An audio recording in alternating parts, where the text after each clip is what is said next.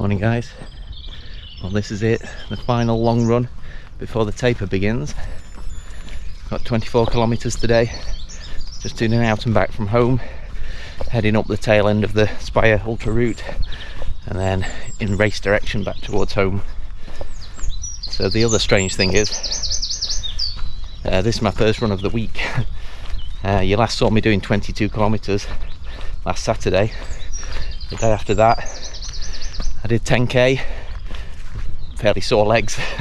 They felt better after the run, but throughout the rest of the week my left leg was achy, sore, around the knee, felt a bit fragile, so I just kept waiting till I felt fresh enough to go out and never really did. So here we are doing 24k as the next run after that weekend, so see how we go. Meant to be doing 12k tomorrow, so that'll definitely be a case of see how I feel in the morning. I have got my next sports massage booked for Tuesday, so only a few days until I can get that. I'm feeling it's needed at the moment, just to get things back feeling how they were after the last one, and then hopefully that should put me in good condition to cope with a couple of weeks taper and then the race.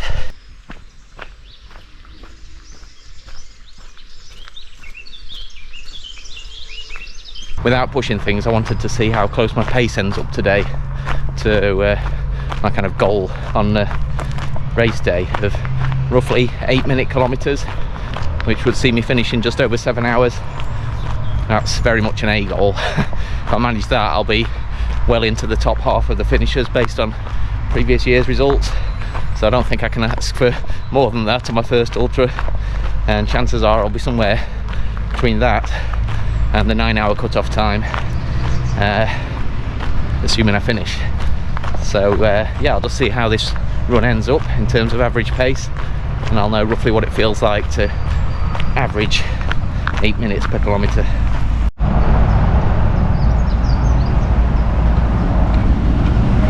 Bottle's still there. Just on the 5 Pits trail near Homewood and Heath. Someone appears to have dumped something on the trail there. Can't tell what it is. Just had my first snack. I was walking up a bit of a hill there, so I had half a flapjack. The plan is to have half a flapjack every 5 kilometres. I was almost at 5k walking up a hill, so that was perfect timing.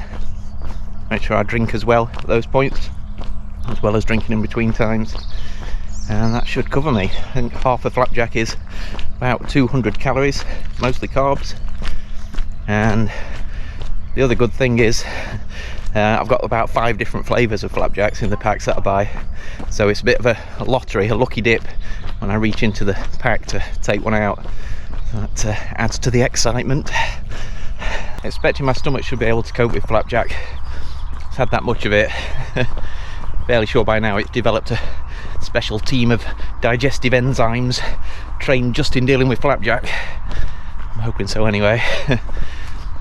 I did walk the Chesterfield round walk route, fueled entirely by flapjack. Wasn't much running involved though. That's not a bad test, and I've been doing my long runs with it, so hopefully it'll see me through. If not, there will be some food available at 2 of the aid stations on the day. I think there are 6 in total, but 4 have water, so you can always pick something else up from there. See how that goes. I'll take some toilet paper with me. So just had my first wee stop at about 7 kilometres, and 7k is also one of my reminders to have a drink, usually a slurp of water, a slurp of electrolytes. The plan in total for nutrition and drinking is after 2k have a drink, 5k half a flapjack and a drink, and then another 2k drink, get to 10k, other half of the flapjack, and so on. So 2 means drink, 5 means eat and drink, and then if I'm thirsty at any point other than that, I'll just drink as well. So that's the plan. I've tried it out on a fair few long runs, seemed to work okay after just making it up off the top of my head, and I've not changed it since, so stick with that on race day I think. Loads of bluebells in the woods up here.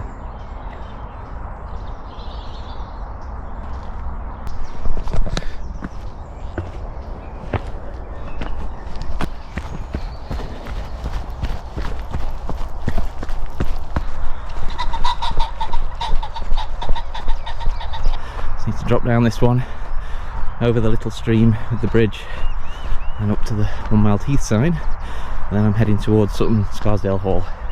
Remember the name this time. Well done, Brain.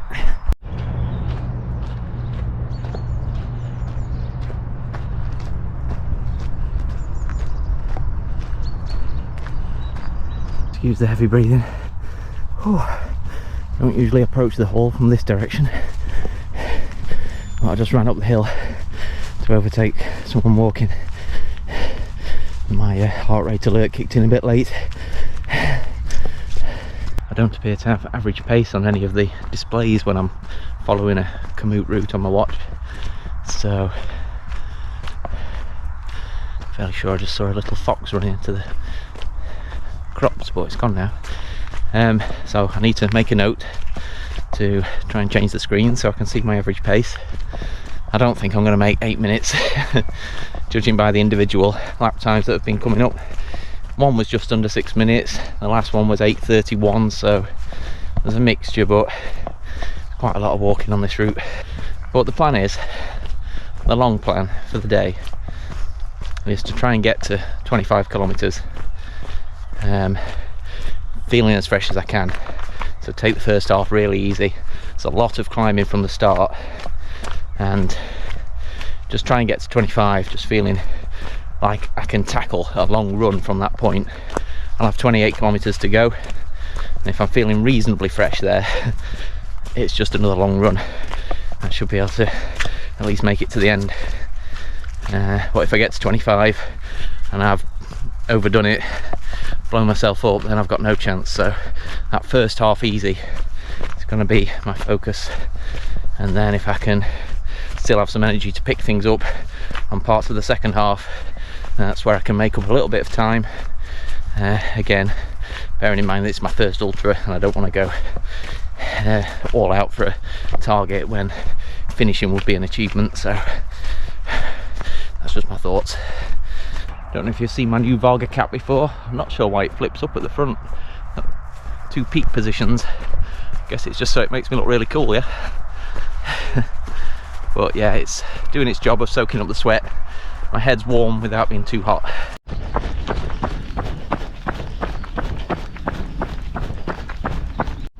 Almost at the 12k turnaround point. Of course I've got to run down this massive hill and then turn around and come back up it. Lovely. Right guys, slogging back up the hill. Obviously halfway into the run now, heading back home. So question is, when I get back, having done 24 kilometres today, will I feel like I could do it all again plus another 5k? That's the aim. Try and get there feeling reasonable, and then the second half on the day should be a breeze.